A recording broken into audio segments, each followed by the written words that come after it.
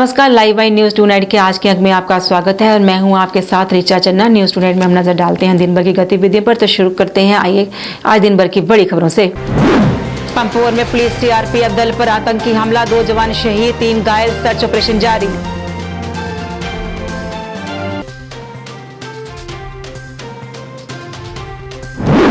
BJP द्वारा लोगों को किसान बिल के प्रति किया जाएगा जागरूक, बिल का विरोध करने वाली पार्टियों पर साधा निशाना।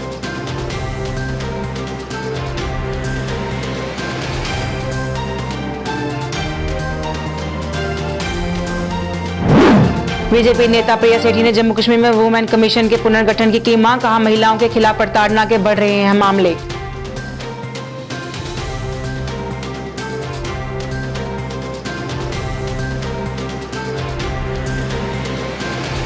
PDD casual and need based workers ने एनआईसी की मांग को लेकर किया प्रदर्शन, 72 घंटे की हड़ताल की दी कॉल।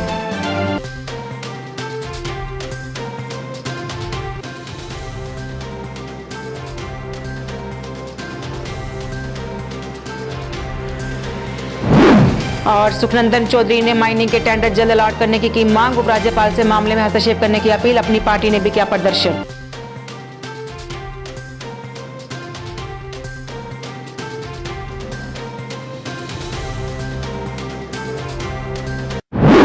अब समाचार विस्तार से। दक्षिण कश्मीर के जिला पुलवामा में आतंकवादियों ने तंगन बाईपास मार्ग पर पुलिस और सीआरपीएफ के रोड ओपनिंग पार्टी पर घात लगाकर हमला किया है। इस हमले में सीआरपीएफ के 110 बटालियन के 2 जवान शहीद हो गए हैं, जबकि 3 अन्य गंभीर रूप से घायल हुए हैं। शहीद सीआरपीएफ जवानों की पहचान चालक धीरेन्द्र और कांस्टेबल शैलेंद्र कुमार के रूप में हुई है। वहीं घायल जवानों को बानू में बेस अस्पताल में भर्ती करवाया गया है। सुरक्षा बलों ने सारे इलाके को सील कर दिया है और आतंकियों की तलाश शुरू कर दी है।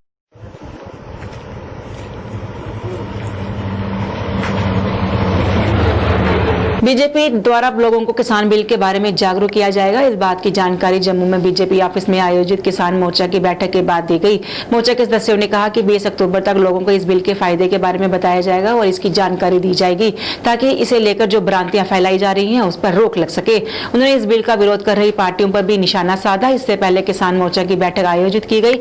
इसमें पार्टी प्रदेश प्रधान रविंदर रैना, सांसद जुगल किशोर सहित कई और नेता भी मौजूद थे।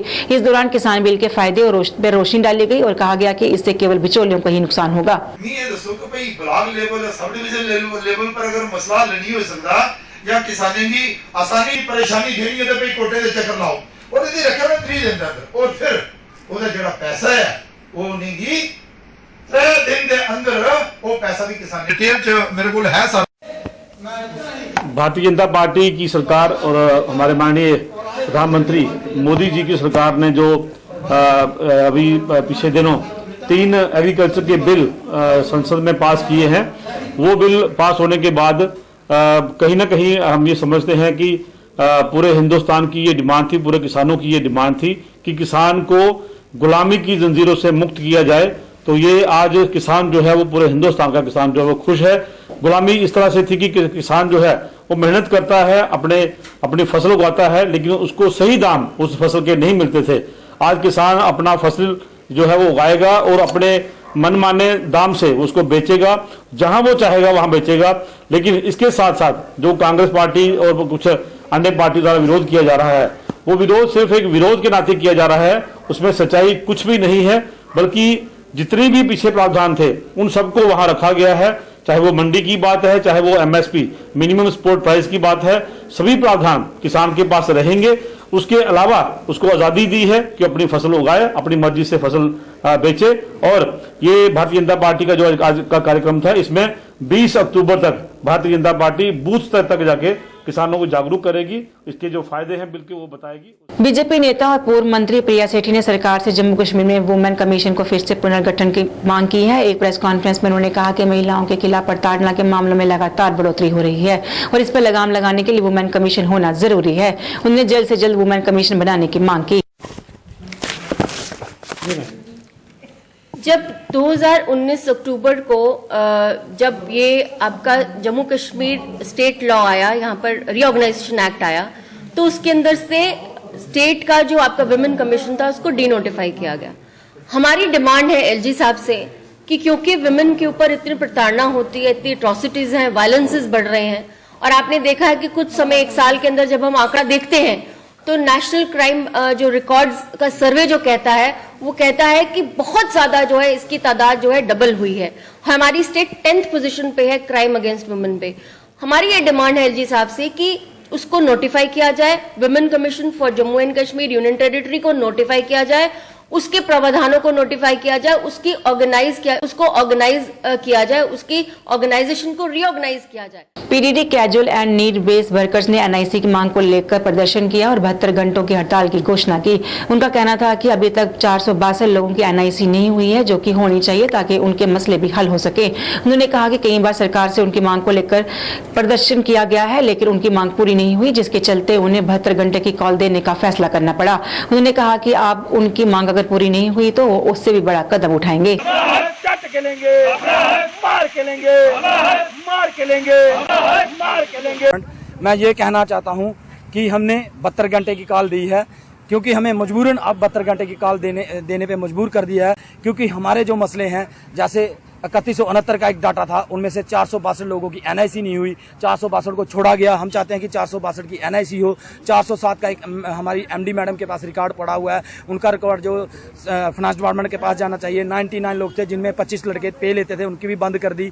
हम ये कहना चाहते हैं कम से कम ये पीडीडी डिपार्टमेंट में जो लोग काम कर रहे हैं, सुबह शाम दिन रात, मर भी यही लोग रहे हैं। हम इस कोरोना वायरस में चाहते नहीं थे कि हम पावर बंद करें, लेकिन हमें अब मजबूर कर दिया गया है इस रास्ते पे जाने के लिए। हम अभी भी यहाँ से चेतावनी देते हैं कि 72 घंटे के अंदर अंदर हमारे जो ये मसले हैं अगर हल नहीं हुए तो हम आने वाले दिनों में 72 घंटे के अंदर अंदर ही हम तो कुछ बड़ा भी करने वाले हैं। लेकिन हम ये भी आपके माध्यम से कहना चाहते हैं, अगर उसकी जिम्मेवारी होगी हमारे डिपार्टमेंट की होगी, हमारे डिपार्टमेंट की एडमिनिस्ट्रेशन की होगी, और एलजी साहब को हम यहाँ से ही वार्न करते हैं कि ये मसले हैं अगर आपने हल नहीं किए तो जो ये अब सिस्टम होगा इस महामारी कोरोना वायरस में, तो उसकी सारी जिम्मेवारी हमारे डिपार्टमेंट पे और एडमिनिस्ट्रेशन पे होगी और गवर्नमेंट पे होगी। जय हिंद। बीजेपी नेता और पूर्व मंत्री सुखनंदन चौधरी ने माइनिंग के टेंडर जल्द अलॉट करने की मांग की है। प्रेस कॉन्फ्रेंस में उन्होंने कहा कि माइनिंग का काम बंद है और टेंडर भी किए जा चुके हैं, लेकिन अभी तक अलॉट नहीं किए गए, जिससे ठेकेदारों को काफी परेशानियों का सामना करना पड़ता है। उन्होंने ठेकेदारों को पुलिस द्वारा हरास करने का भी आरोप लगाया। सुखनंदन चौधरी ने उपराज्यपाल से इस मामले में हस्तक्षेप करने और टेंडर जल्द अलॉट करने की मांग की। भैया आप भी अच्छी तरह जानते हो, पिछले 1 साल से माइनिंग बंद है। डेवलपमेंट के काम वो भी सफर कर रहे हैं, लोगों के अपने मकान भी सफर कर रहे हैं। अगर कोई चोरी से कहीं से भी कोई रेता या बजरी या पत्थर लेके आता है तो कहीं कोई रास्ते में उनको पकड़ लेते हैं, कभी माइनिंग डिपार्टमेंट वाले पकड़ लेते हैं, कभी हमारे पुलिस वाले पकड़ लेते हैं, कभी रेवेन्यू वाले पकड़ लेते हैं। मेरे ख्याल में ये लोग तो चाहते ही नहीं है कि माइनिंग की जो टेंडर हुए हैं आगे जो अलॉटमेंट हो, क्योंकि उनके लिए ये माइनिंग सोने का अंडा देने वाली मुर्गी होगी। तो इसलिए मैं आपके माध्यम से एक दरख्वास्त करता हूं एलजी साहब से कि जल्दी से जल्दी जो टेंडर हुए हैं, टेंडर ओपन भी हो गए हैं, अब उनकी जल्दी से जल्दी अलॉटमेंट करें, जैसे कठुआ के अंदर एक ब्लॉक ही हुई है। अपनी पार्टी ने भी माइनिंग का टेंडर जल्द अलॉट करने की मांग को लेकर जम्मू में प्रदर्शन किया। इस दौरान रेत और बजरी निकालने वाले ठेकेदार भी मौजूद थे। प्रदर्शन के दौरान अपनी पार्टी नेता मंजीत सिंह का कहना था कि पुलिस द्वारा उन्हें हरास किया जाता है, जो कि सही नहीं है। उन्होंने कहा कि रेत निकालने के लिए बाहर लोगों को ठेका दिया जा रहा है। उन्होंने उनकी समस्या हल करने की अपील की और टेंडर जल्द से जल्द अलॉट करने की मांग की ताकि इन्हें राहत मिल सके।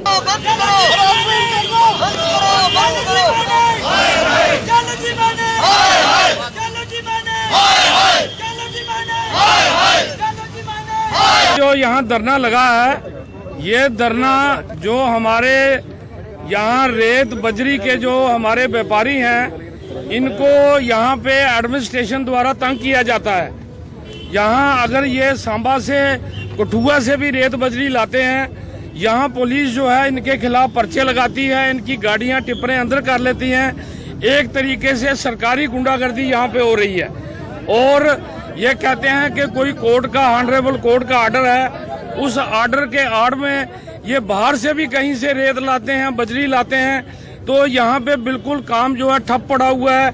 लोगों को रेत इतनी महंगी मिल रही है, बजरी इतनी महंगी मिल रही है, यहाँ के हमारे जो साधन हैं इनका मिसयूज किया जा रहा है एडमिनिस्ट्रेशन द्वारा। बाहर से जो लोग हैं उन्होंने आके यहाँ टेंडर ले लिए हैं और अपनी मर्जी से रेट जो हैं जो बढ़ा दिए हैं। आज हमारा जो ये प्रदर्शन है, पीसफुल प्रदर्शन है, हम सरकार का ध्यान इन लोगों की तरफ खींचना चाहते हैं। सरकार मूक दर्शक बनी हुई है, एडमिनिस्ट्रेशन गुंडागर्दी कर रही है, झूठे पर्चे लगाए जा रहे हैं। कोई टिप्पर पे, ऑटो पे, ट्रैक्टर पे कोई रेत बजरी लाता है, SHO उसको गिरफ्तार कर लेता है, उसकी गाड़ी अंदर कर लेता है। उन व्यापारी भाइयों के समर्थन में यहाँ धरने पे बैठी है, जिनको पिछले लगभग 1 साल से तंग किया जा रहा है। आज हम यहाँ पे धरने पे बैठे हैं। अगर बात नहीं सुनी गई तो फिर हम गवर्नर हाउस के बाहर धरना देंगे। फिर और भी जो डेमोक्रेटिक मीन होंगे उनको हम अपनाएंगे और सरकार की गुंडागर्दी के खिलाफ हमारा जो रोष प्रकट जारी रहेगा। पावर एम्प्लॉइज कोऑर्डिनेशन कमेटी ने विभाग के निजीकरण के फैसले के विरोध में प्रदर्शन किया। उनका कहना है कि विभाग के निजीकरण का फैसला सही नहीं है और न ही किसी के हित में है। मुलाजिमों का कहना है कि इस फैसले से मुलाजिमों के साथ साथ आम लोगों को भी नुकसान होगा। उन्होंने सरकार से इस फैसले को जल्द वापस लेने की मांग की।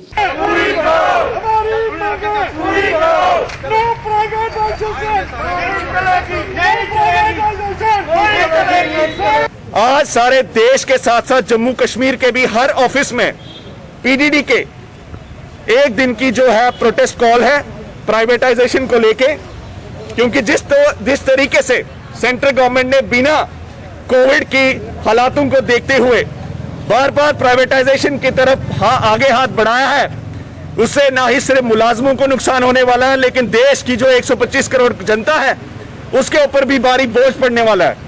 क्योंकि हर एक आदमी आज जहां सरकारी अस्पतालों में अपना इलाज करा रहा है, वहीं पे वीआईपी सिर्फ आज प्राइवेट अस्पतालों में जा रहे हैं। इसी तरह से बिजली को भी क्या आप गिने चुने लोगों तक महदूद रखना चाहते हैं?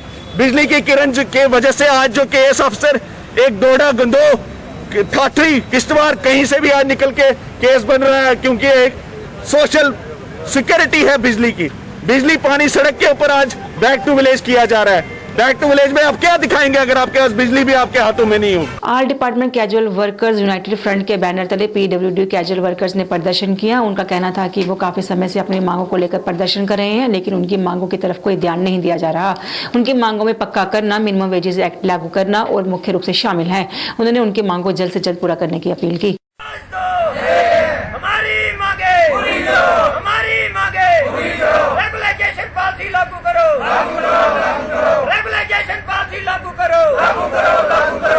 ये जो हमारा पीडब्ल्यूडी में प्रोटेस्ट चल रहा है, ये सिर्फ पीडब्ल्यूडी में नहीं, ये कैजुअल लेबर जो हमारा all department casual labour United front बना है, ये हर डिपार्टमेंट में हम प्रोटेस्ट हो रहे हैं। जैसे आपको पता होगा बिजली डिपार्टमेंट में, एग्रीकल्चर में, स्टेट डिपार्टमेंट में, पीएचई में तो लगातार कंटिन्यू चल रहा है, काफी दिनों से 10 दिनों से हो गए लगातार चल रहा है काम हड़ताल। उसके साथ साथ सभी लोगों ने हमने फैसला किया है कि जैसे पीएचई वाले काम हड़ताल कर रहे हैं, हम भी उनके साथ चलेंगे जब तक हमारी मांगे regulation policy, minimum wages act और पेंडिंग वेज रिलीज का जो हमारा मुख्य मांगे हैं ये पूरी नहीं हो जाती। उसके साथ साथ ये जो हमारा प्रोटेस्ट है, ये स्ट्राइक है, ये आप देख रहे हैं बड़ी पीसफुल है और हमने सोशल डिस्टेंस बना के हमने प्रोग्राम किया है। आगे जो प्रोग्राम होंगे, जो जगह अगर हमारी बातें नहीं मानी गई, हमारी जो डिमांडें नहीं मानी गई, उसके बाद ये जो प्रोग्राम होंगे, अगर हम रैली निकालेंगे, अगर हम रोडों पे आएंगे, तो इसकी जिम्मेवारी पूरी गवर्नमेंट की होगी। जम्मू के वार्ड नंबर 1 में जन आरोग्य योजना के तहत कैंप लगाया गया। इस मौके पर डिप्टी मेयर पूर्णिमा शर्मा भी मौजूद थी। उन्होंने योजना को काफी लाभदायक बताया और कहा कि इससे लोगों को काफी फायदा होगा। आज हमने वार्ड नंबर 1 में अपनी जन आरोग्य योजना के तहत अपना PMY स्कीम के अंतर्गत जो हमारी गोल्ड कार्ड की व्यवस्था है, हर एक लाभार्थी तक पहुँचाने का प्रयास किया है। हमने बूथ वाइज इसको डिस्ट्रीब्यूट किया है। हर एक बूथ पर हम इसकी कैंपेन करवाएंगे ताकि जितने भी ज़रूरतमंद हाथ हैं हमारे, वो हमारे इस हेल्थ कोड कार्ड का जो है वो लाभ उठा सके। हम आभारी हैं अपने प्रधानमंत्री जी के, जिन्होंने जनता की चिंता को अपनी चिंता बनाते हुए लोगों के स्वास्थ्य की चिंता की है। बहुत बहुत धन्यवाद। गुरु रविदास सभा ने हाथरस मामले की कड़ी निंदा की है और कहा है कि इस मामले की जितनी निंदा की जाए वो कम है। जम्मू में एक प्रेस कॉन्फ्रेंस में उन्होंने योगी सरकार से डीएम को जल्द से जल्द बर्खास्त करने की मांग की और दोषियों को कड़ी से कड़ी सजा देने की भी मांग की। योगी सरकार, योगी सरकार। मीडिया द्वारा, इलेक्ट्रॉनिक मीडिया और प्रिंट मीडिया द्वारा योगी सरकार तक ये आवाज़ पहुँचाना चाहते हैं और सेंट्रल गवर्नमेंट मोदी की सरकार को भी ये मैसेज देना चाहते हैं कि जो हाथरस में केस हुआ है, रेप केस, और चलो रेप केस तो हुआ, बाद में उसकी बेचारी लड़की की लाश तक नहीं दी गई। उसको रात के 2:30 बजे, मेरे ख्याल हिंदू समाज में, हिंदू रीति रिवाज में कोई ऐसी बात नहीं है कि वो रात के 2:30 बजे संस्कार कर दे। संस्कार भी किया, माँ पे उनके पेरेंट्स को जाने भी नहीं दिया, फिर उल्टा उनके पेरेंट्स को ऐसे कैदी बनाकर रखा है कि कहने की बात नहीं। ये तो हम मीडिया का बहुत ही शुक्रिया अदा करते हैं कि जिन्होंने उधर इस केस को उठाया और हाईलाइट किया, हम उनका बहुत ही शुक्रिया।